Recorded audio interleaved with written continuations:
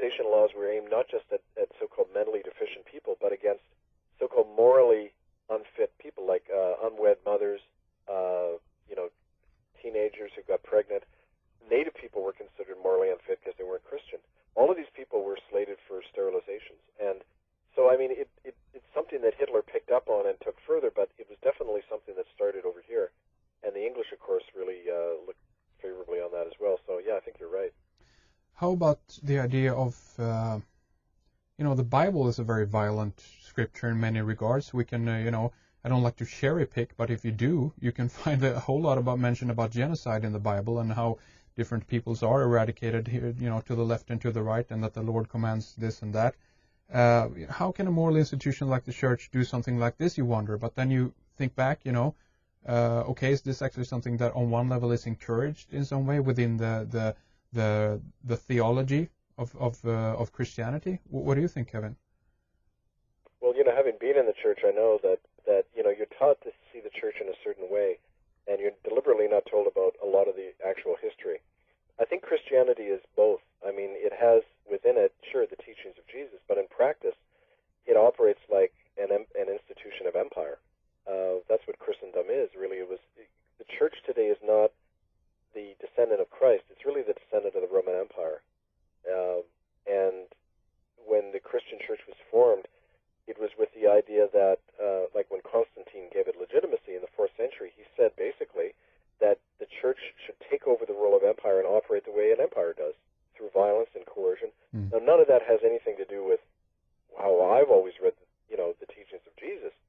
But Jesus, in fact, became the enemy of the church because a lot of the things he advocated, the church couldn't do if they were going to function like an arm of empire. And in fact, if you look at just the straight facts, Christianity in the world is operated as a very destructive, murderous force. Yeah.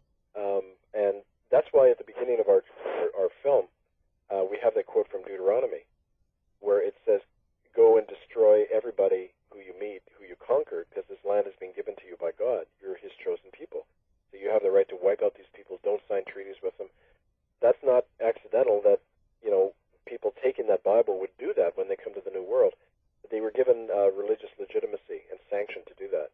And the Vatican and the Church still does that all over the world. So, I mean, it doesn't change. That's the reality.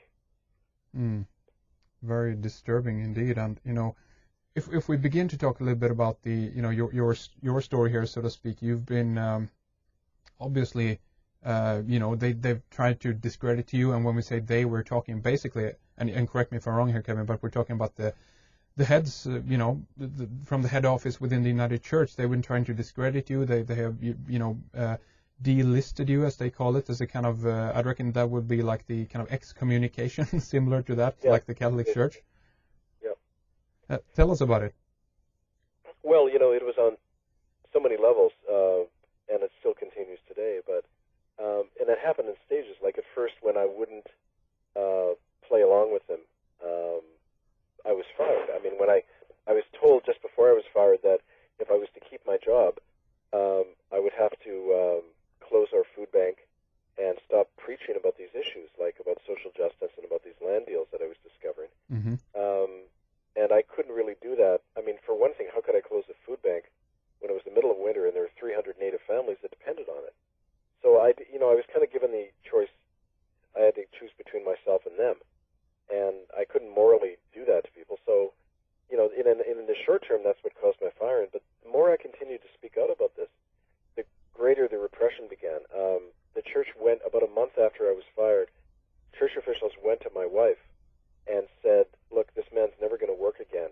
If you want to divorce him, we'll help pay for the divorce, and we'll give you documents you can use in divorce court to get custody of your kids." And that's exactly what happened. She's even admitted that in a letter subsequently to the newspaper, that her lawyer had met with the church officials to get those documents.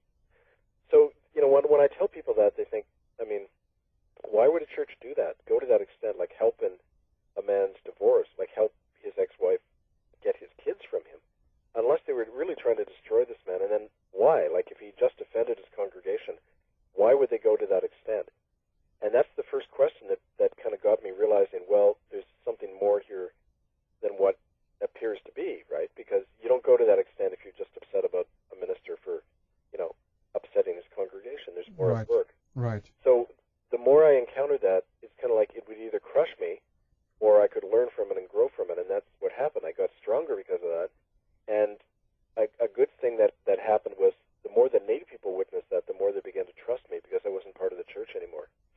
So that's why, within a year of me getting fired, I began to get invited down to the first healing circles that were forming in Vancouver.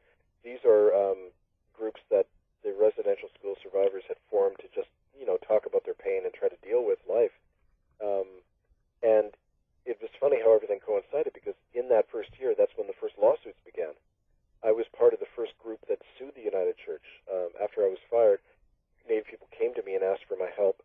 And the first lawsuit in 1996 was launched against the United Church by people I knew. And it was kind of funny, the same week that they announced their lawsuit against the federal government and the United Church over what had happened to them in the residential school in Port Alberni, that same week the church announced that I was going to be defrocked.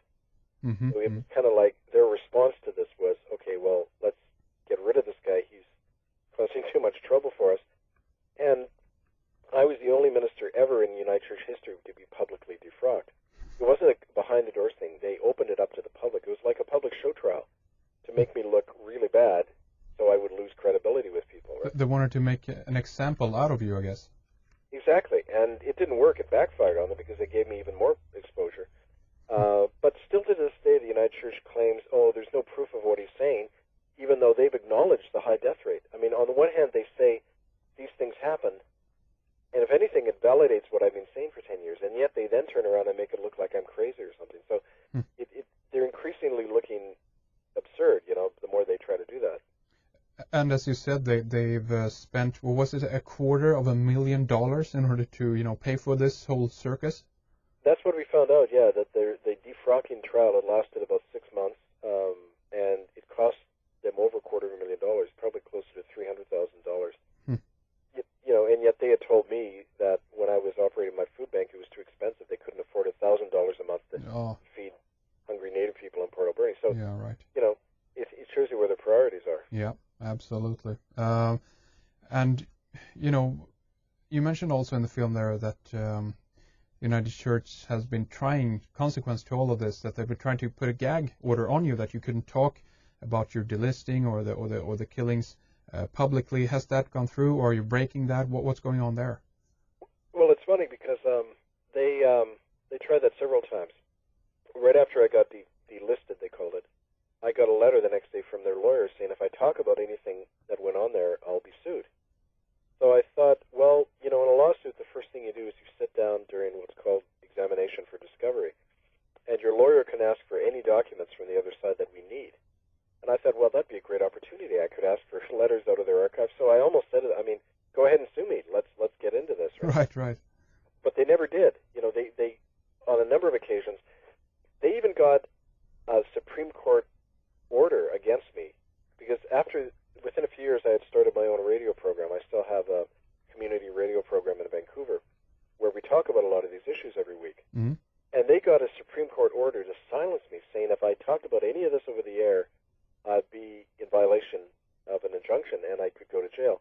I ignored it. That was in 2002.